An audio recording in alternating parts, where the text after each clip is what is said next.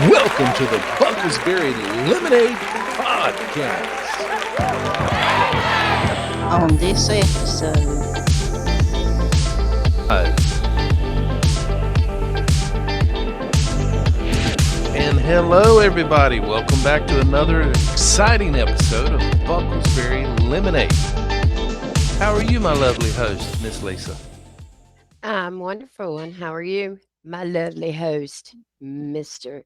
Eubanks? I am doing quite well. Thank you so much. Excuse me. Excuse me.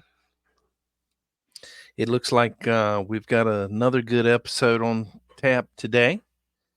We do. We're We going to be do. we're going to be talking about what looks like horrifying Reddit stories. Is that correct? That is. People are sharing their creepiest stories that they haven't told many people until now. Until now. Mhm. And everybody listening, we want to thank you for our last podcast, Missing in America. The subtitle to that was But What's Happening in Virginia. Thank you so much for the support that we received from that podcast. Um, it Yes, thank you. so very much. It actually did very well on Spotify and on what used to be Google. It's now just YouTube Music. It's done very well there. And thank you guys. We urge you, if you haven't listened to it, go back and listen to it. Perhaps maybe you'll recognize a child or recognize a name. Anything, if you know anything at all that might help bring these children back home, it's greatly appreciated. If you see something, say something. That's exactly right. And with that, are you ready to let's dive in and share some stories? Let's do it. Let's do it. And as soon as this will load, I will read the first one. Are you ready? I'm ready. Let's go. Let's do it. Found a dead body, and it still speaks to this person. This was shared from Redditor u/lost dog 8949. A few years ago, I was walking through the woods off the beaten track just a bit, and I smelt this really overpowering sweet smell. Being nosy, I pulled back the undergrowth to have a look, and I found a dead body. This guy had clearly been there a while. He wasn't looking all that great, swollen and green, black, various runny bits. The local wildlife had also been dining very well for a few days. Mm, I called the police, who told me to wait with the body until they arrived. hmm Being in the middle of nowhere, it took a while for them to arrive, and it got dark, and I was just there in the dark with him for what seemed forever. It turned out he had committed, well, let's just say he met his demise maybe by his own hand, and he'd been there for a long time afterwards. I still have dreams about him, and he would talk to me, and they were not very nice things. Mainly about how he was angry I had disturbed his resting place, and he wanted me to unalive myself. It's probably just my imagination, but either way, it's all pretty disturbing. At the time, he still turns up in my dreams from time to time, and no doubt he will tonight after I'm finished typing this. Wow. Mm. No, no, no, no. No. I would not sit there with the body. No, no, no. I told you my story about coming in contact with almost coming up on a dead body, didn't I? Yeah, All you right. Well, did.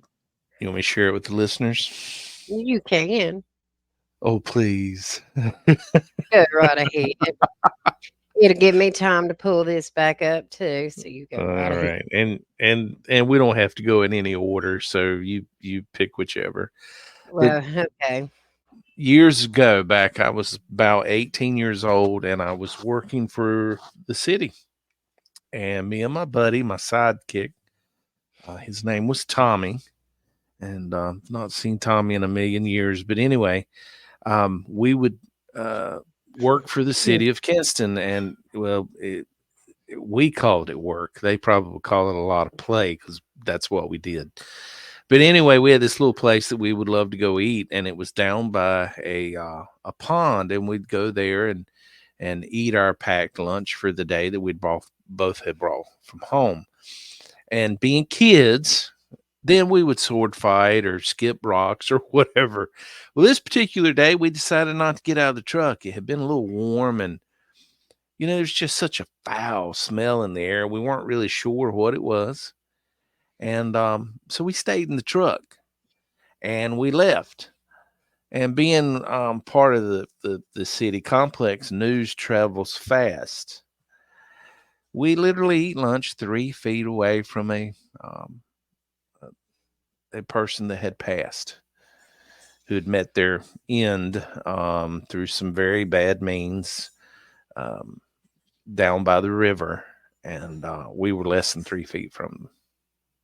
So that's my story. Wow. Mm, that was too So, close. way too close. Not as close as this guy, though. No, not as close as him. No. Woo. Uh, no, no, no, no, no. Did you come up with a good one? Well, let me see. Let's try the homeless person living in their house. Oh, boy. From Redditor u slash three Emily 3 MILY Blaze. I think that's right. I want. I think that's right. That's from the Redditor. That works. My mom worked a lot at night, so we were by ourselves quite often there. There was 5 of us in all, 2 older brothers, 2 little sisters, and me right in the middle. I was around 8 or 9 years old when this happened, so my brothers would have been around 14, 13, and my sisters are only 13 months younger than me. We lived in a crappy apartment in a bad neighborhood, and when we were bored, we'd play our version of hide and seek. It involved turning off every light in the house, the seeker given a flashlight, and as you're looking, you get to call out whistle 3 times, and everyone had to whistle from their hiding spot. I was usually it. I was bad at hiding, so I preferred it if were just starting the game and it was storming outside. Thunder and lightning going off, not our best idea in hindsight, but we aren't what I call a bright group. To do this, I need to explain the layout of the downstairs. The front door was right next to the stairs. 2 paths. One led you directly to the kitchen, the other into the living room. We had 2 couches, one against the wall next to a door that led to the back of the apartment buildings, the other with its back facing the dining room, with another wider opening to the kitchen. I found my oldest brother fairly quickly because he used the opportunity to pop out from around the corner and scare me after a few minutes. I called out, "Okay, whistle." I was confused why I had heard 4 distinct whistles, and I looked at my bro who was sitting on the couch. "Why'd you whistle?" He looked at me equally confused. I didn't. I pointed the flashlight at him and called out, "Whistle again." And my blood turned to ice when I heard again 4 whistles, and my brother didn't open his mouth. I saw the color drain from his face as he heard it. He heard it too. He stood, walked over to the living room light, and turned it on as he ordered. "Everyone come out right now." My other brother popped up from behind the couch. My sister climbed out from under the table. My last, very thin, very tiny sister stood up from behind a large plant on the floor. We gathered in the living room, unsure of what to do, so I decided to call out once more, okay, whistle again. A whistle came from the still dark kitchen. We looked at each other, my younger sisters clinging to each other as we one crept towards the kitchen. We were barely leaning in the doorway, my brother's hand reaching for the switch when I lifted the still lit flashlight to the opening that led to the front door and screamed, everyone else joining in a split second later as we took in the sight of an absolutely psychotic looking junky homeless person Mm-mm. crouched in the opening, smiling at us. His mouth seemed stretched unnaturally wide on his face, flashing rotten, blackened teeth. His bloodshot eyes grasped in front of him. His hands were freaking filthy and bleeding. I couldn't really see his outfit from how he was crouched over, but he wasn't wearing any shoes and all his toes were missing their toenails. Ugh! Oh God, nasty, nasty. And were steadily turning this nasty greenish yellow from infection. He screamed right as we screamed, which only made him even scarier. We probably stood there a good 30 seconds just screaming our heads off when he lurched forward on hands and knees toward us, grunting, his eyes never blinking. In that moment, I threw the flashlight full force and hit him right between the eyes. He squealed and landed on his side, clutching his head. We promptly turned and ran out the back door in the pouring rain, barefoot and in our pajamas, right to a neighbor's friend house and pounded on their door until they opened it, to which we shoved ourselves inside and slammed the door. I was crying along with my sisters while my brothers were trying to tell them what happened, but were pretty much just screaming. They got the gist of it though and called the cops. One was always patrolling nearby, and he caught the guy right as he was trying to hide by climbing into the dumpster in the parking lot. Apparently, someone had lost a key to their apartment, and because the landlord was a cheap butthole, he'd only used like three kinds of keys for the apartment building. So the homeless junkie, looking for cash to buy more mm, uh, Party stuff. party supplies, he had simply tried the key on the doors until he got the one that opened. He thought we were either asleep or not home because the lights are off. But then he saw my flashlight and tried to hide. But in his damaged mind, when he realized we were playing, decided to join in. Needless to say, we moved out soon after. This is all- That's just a little bit. Oh dear. Uh, That's creepy. That's creepy. he said, "I won't play."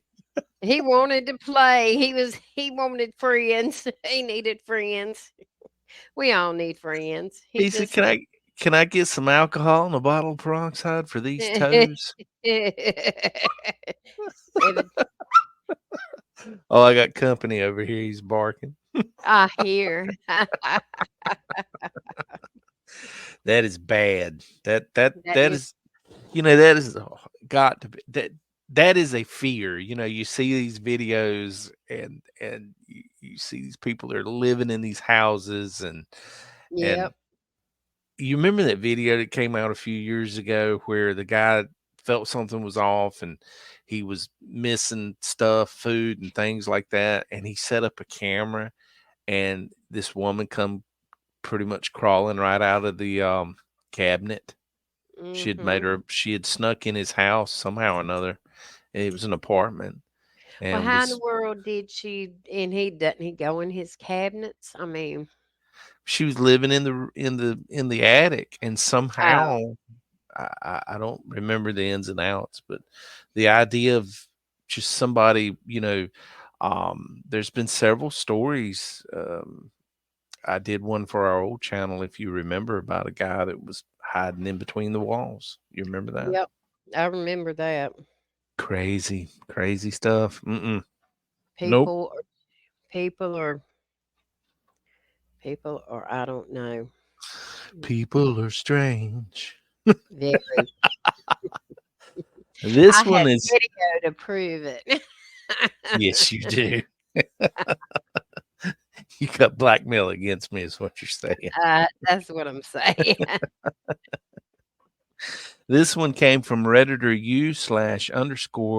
U/_widow. I was staying over at my grandparents' with a cousin to keep them company. My cousin and I shared the guest bed and we went to sleep. In the middle of the night, I started being woken up by the sound of what seemed like strange whispers just outside my door.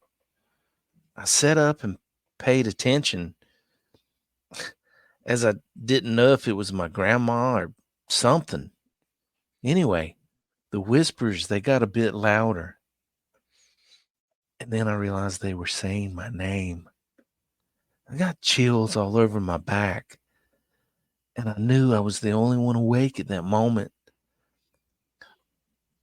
I was the youngest, so I still believed that my blanket somehow was my supernatural shield. The whispers went on for a few more minutes, and then they just stopped. And no matter how hard I tried, I just I couldn't fall asleep until I guess my body just gave up and I drifted off to sleep. Anyway, fast forward to a couple of weeks later. It's a big celebration. My whole family, we're all together in my grandparents' house. And they have a terrace, and my mom and all of us, well, we were just setting things up, and I hadn't mentioned what happened to me or to anyone but my cousin. A few hours later, I came to my grandparents, and my mom came up to me with a bit of a confused and fearful look on her face. She said that what she went to the terrace to help setting up stuff to do, she said that when she went to the terrace to help set stuff up, something came close to her ear and whispered my name a couple of times. I just stared in disbelief. I then told her of what had happened with those whispers a few weeks prior. Well, to this day, I still have no idea what it was. Kind of Wow. messed that one up. I mean, right there at the end, the way it was worded, that didn't make sense to me. So you got somebody whispering in your ear. Yeah. Nope. Mm-mm. Nope. No, I will never go back to that house. Nope. No. Say my name. Say my name. Don't say my name. Don't say my name. No, no, no. We don't own the rights to that song either. No. I'm leaving. And back in the day, you spent the night with your grandma or your cousin or whatever, and you get scared. I want to go home. This Yep, this this always. And you person did stay up not do half the this. night scared. Mm-mm. Mm-mm. No. I want to go home. You know. Yep. All Mhm. right. So it's your turn, my dear. Hearing someone who was at home Uh from oh. Redditor u/goat sandwich 43. All right. Sister mother and I rented a holiday home that used to be an old coach house in Cape Town. My sister decided to go out with her friends for the night. Later that evening, we were getting ready to eat when we hear my sister's voice calling out to us to come to her room like she wanted to show us something. My mom and I both froze, and when I eventually turned to my mother, she was pale as a sheet. She said to me in a clipped tone, "Don't acknowledge it." My mother is a staunch skeptic, and her reaction, I think, frightened me more than the actual voice. Hmm. Uh-uh. No. Mm-mm. No, no, no. No. And guys, we'll be right back after just a few local messages. Welcome back, everyone. Thanks, everybody. And that story was, oh no, Creepy. It was that's creepy. It was, and the mother's reaction was, it's like, well, she's like, and you got to kind of, because they do kind of know. She was like, it's some kind of, don't acknowledge it. It's from her belief, maybe. I know what I'm trying to say. I just can't wrap my head around what I want to come out with. She, no, you names where, yeah, don't acknowledge it, because if you do, you're gonna feed it. That's what you're saying. mm-hmm, Yeah, and I agree with that. I yep, completely agree with that. You hear about things like that happening, and then they escalate, and it's because I'm not an expert on it by any means, but I believe a lot of it's because you're putting more focus and attention on it. that's And it. honestly, you might be in a situation where you're scared out of your mind, and you are putting a lot of attention and focus on it. I don't know, Yeah, but that one's eerie. that was That was eerie. eerie. All right. Well, this one comes from Redditor U slash deleted. So they are no longer here. Um, this isn't a paranormal or creepy story, but a real life creepy story. Yeah, And I honestly forgot this happened to me. And I do think it's a trauma response. So it was in the fall of 2017. I went to college at Westfield State University in Westfield, Massachusetts, and I hated it. And I'd go home every single weekend. I'm from the Boston area, so it was about 2 hours away. I was a freshman, and freshmen couldn't have cars on campus, so to get home, I'd have to Uber 25 minutes from Westfield to the bus station in Springfield, then take the bus from Springfield to Boston, and then do this all over again just to come back home or to go back to school. I would always come back on Sunday nights, get to Springfield around like say 10, so I could spend the day at home. And it was a very set routine every weekend. So I get back, call my Uber, he comes, and we start our 20-minute ride to Westfield. I never really pay attention in Ubers. I'm just kind of like on my phone, but I'll occasionally mm-mm. check the app to see where my ETA is. So I checked, and I noticed it had added another 10 minutes to the ETA. I thought, man, that's a bit strange. It's usually routinely just a 25-minute ride. Maybe there's a car accident causing traffic or whatever. I'm not sure. So I just go back scrolling on my phone. Then I check the app again. Now I noticed it's added another 10 minutes. So now I'm 20 minutes away from where I'm supposed to be for what normally would take 25 minutes. Now it's 45. And I say, hey, man, we're going to Westfield State, right? And he instantly laughs and goes, yeah, I know. I missed the exit. I've been trying to think of how to tell you.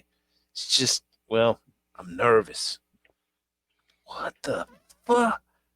Then that's when I texted my boyfriend at the time, panicking like, WTF, what is going on? He tells me to recheck my ETA. So I go on the app and see the Uber ended the ride. I can't see where I'm going. And number two, Uber thinks I've made it to my destination. I freak out. I mean, I just lose it. And I ask him why he did that. He gets nervous again and goes, uh, uh, so it doesn't charge you more. I look out the window to see if I can see any signs as to where I am. I see an exit sign for Lee, Massachusetts. I've never even heard of that town. and I know all the towns around Westfield. So I go on Google Maps, and Lee, Massachusetts is near the effing New York border, and it's 40 minutes away from Westfield. Like, there's no way we've ended up this far because of a missed exit. I'm literally panicking so bad that when I call my boyfriend, I asked him, I said, please stay on the phone with me. I'm literally talking in code. I'm so nervous. And all my boyfriend would say is, do you know where you are? And I'd answer like, I don't know. I don't know about that. And after staying on the phone for a while, he finally turns around and heads back to Westfield. I stay on the phone like the entire ride back and ran to my dorm. Weirdly, I only told a few people this. And like I said, the time that this happened, I'd totally forgotten it. I still take Ubers though. I really believe this guy was just trying to kidnap me and take me to New York because there's no fucking way it was a mistake. Bless his heart if it was a mistake, huh? Yeah. I don't think it was a mistake either. Well, it might not have been, but I mean, you look at us. I mean, Well, yeah, in but I some would have of said, our "Look, adventures, we would have missed an exit. yeah," but I'd have said, "Oops." You know me. It'd have been like, I'm sorry, I've missed your exit. Can we talk about your extended car warranty? Yeah. Now, if you get this car warranty, we'll let you go. See, times are tough, people. Uber's the only way to get that extended warranty. That's right. Yeah, Mm. I should have took that left turn in Albuquerque. Yep. That's a reference for the older crowd. I don't know. I mean, eh, what if this was his first failure and he just I don't know. It's just creepy, you know. It's just creepy. It's creepy. It is creepy. So I don't know. All right, it is your turn. Okay, this is I from dare you to read a Redditor. haunted You thrift stop. what? You can Dare read it. take it. Dare All take it. right. I know you love stuff like this. I know you do. Not yes, yes. Yes. Yes, you do. You And know I do. and Mrs. Beasley is here sitting with me as we No, speak. no, Miss Beasley is not haunted. No, she's not haunted. I hope No, not. Miss Beasley is Miss Don't. Beasley. I love Miss Beasley. She's on Don't even get my started bed. on I Miss hope not. Beasley. Stay in your box, Miss Beasley. Stay in your box. So, Yeah, I'm gonna let her out if you keep on. This is from Redditor. You, unless it's illegal. all right. Okay, I'm bad at telling creepy stories, but here it goes. So it all started when I was 5. I received these two porcelain princess dolls at my first and only birthday party. I was stoked because Disney was my jam. Cinderella and Snow White were so beautifully crafted, and I sort of keep them in mint condition. I love those things, they're so pretty. Yep. But Disney, I'm off of now, but they're so pretty. I was told later on that they were thrifted pieces, which made me feel even luckier having them, but that changed over time. Flash forward a couple of years, weird things went on in my home, weird tapping noises at night, and I felt very anxious randomly. I never associated these things to those dolls because I felt silly. At the age of 10, those dolls were still in mint condition, never out of their packaging. So see, Miss Beasley can get you anyway. So ha ha. But going near them made me feel sick. I never knew why, but I suddenly felt a sense of urgency to get rid of them. It was very odd considering that if anything, I would want to sell them off or something.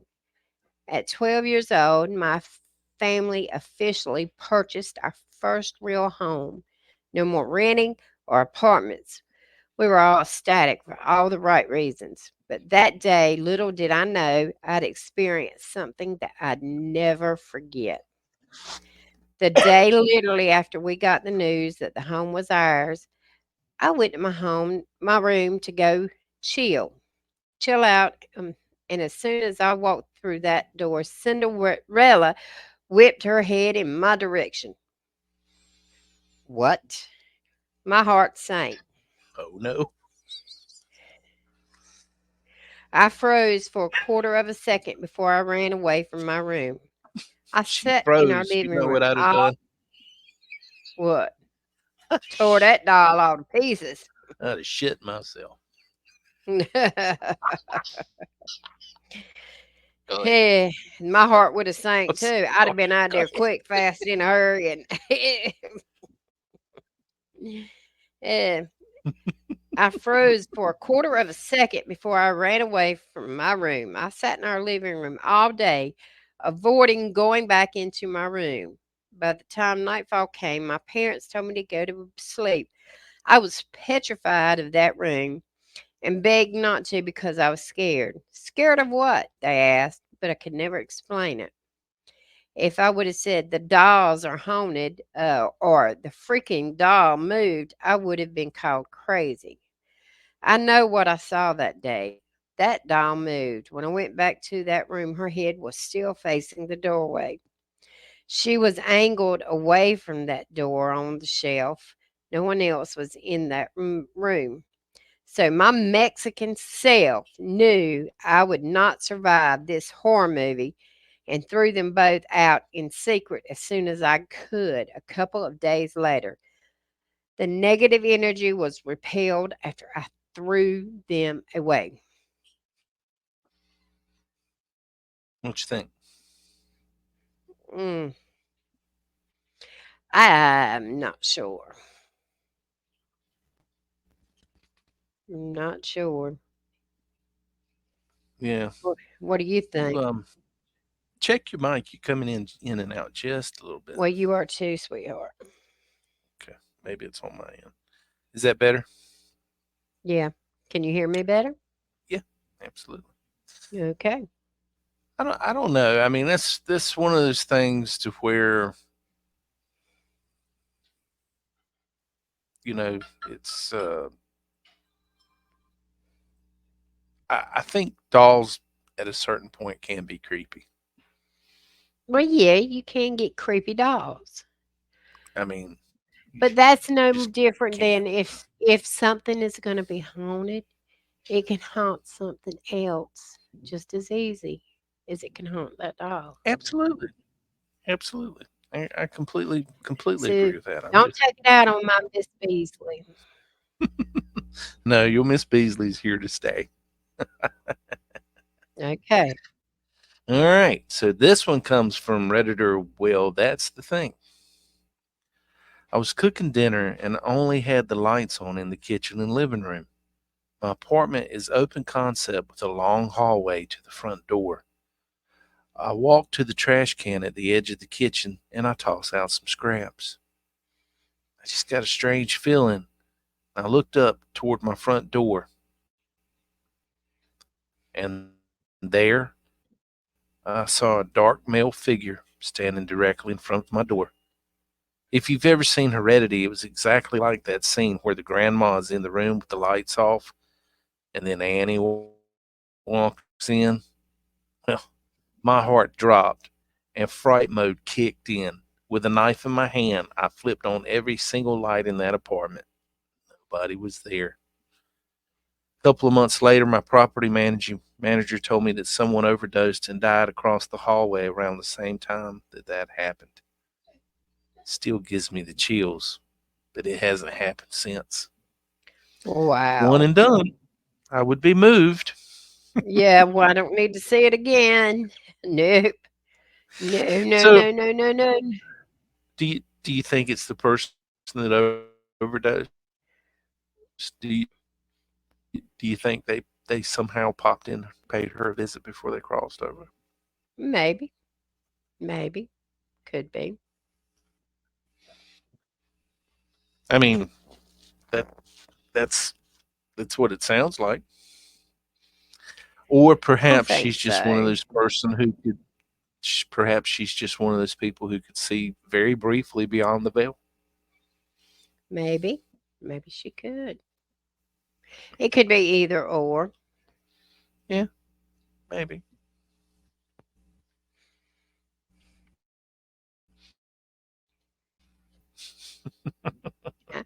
I didn't hear that, sweetheart.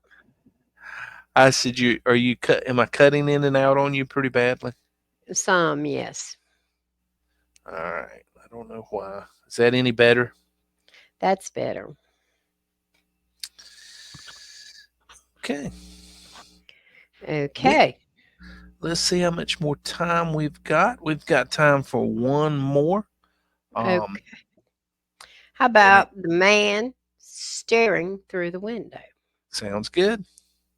This is from Redditor user delicious dash parking 821. Okay. So I like to get up and go downstairs in the middle of the night and get a snack before I fall asleep. So when you go downstairs, there's a hallway leading to the dining room kitchen. And there's a pretty big window in the room that was facing in the backyard. So one night I walked downstairs and was in the hallway and looked up and saw a man looked like he was homeless in my backyard pressed up against the glass. He looked like he was staring at me. I felt like I was going to pass out in shock. I quickly ran up to my parents' room and told my dad. He then got out his gun, but he was gone. I think he was trying to break into my house. By the way, I was around 11 when this happened. This said poor guy who was wanting to play tag. It's the same one. Yes, it is. That's the same one. I hope he had shoes on because them fungus feet are bad.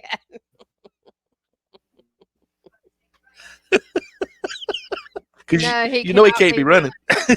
No, no, no. He can't be running. No. Well, guys, Uh-uh. we do apologize. We will make a part two to this, but we are having technical difficulties. Technical difficulties tonight. So thank you for bearing with us. Absolutely, We're and guys. testing out some new stuff. Yeah, and we're running into a few issues. So until next time, guys, thank you so much. See you then.